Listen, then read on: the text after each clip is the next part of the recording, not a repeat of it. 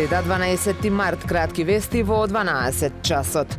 Бројни запленети мрежи што рибократците ги поставиле во водите на Охридското езеро стојат пред полициската станица за граничен надзор Охридско езеро во каналот Студенчишта. Ваквите слики пред езерската полиција се почеста појава во време кога е се позабележително девастирањето на живиот свет, особено рибата, од кој најбарани се пастрмката, белвицата и крапот. Од другата страна на езерото се врши порибување со помали количини, но она што се вади за потребите на рестораните во Албанија е несразмерно поголемо. Пастрмката таму се служи сосема легално и без никакви правни консеквенции. Во месец јануари Република Македонија ја посетиле 31.502 странски туристи. Според податоците на Државниот завод за статистика, бројот на ноќевањата изнесувал 106.894. Во однос на структурата на странските туристи и овој пат најмногу бројни биле турците 8.510, следуваат гостите од Србија, Грција, Бугарија и Албанија. Вкупниот број на туристи во јануари оваа година во однос на јануари минатата е зголемен за 4,4%, а бројот на ноќевањата за 4,7%.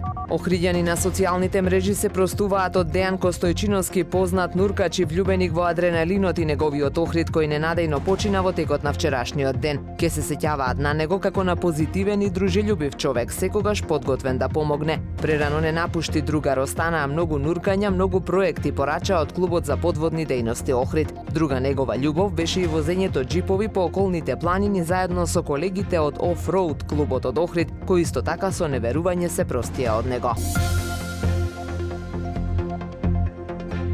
Времето денес променливо облачно, попладне со повремен дожд. Максималната температура во Охрид до 17 степени. Повеќе информации на ohridpress.com.mk.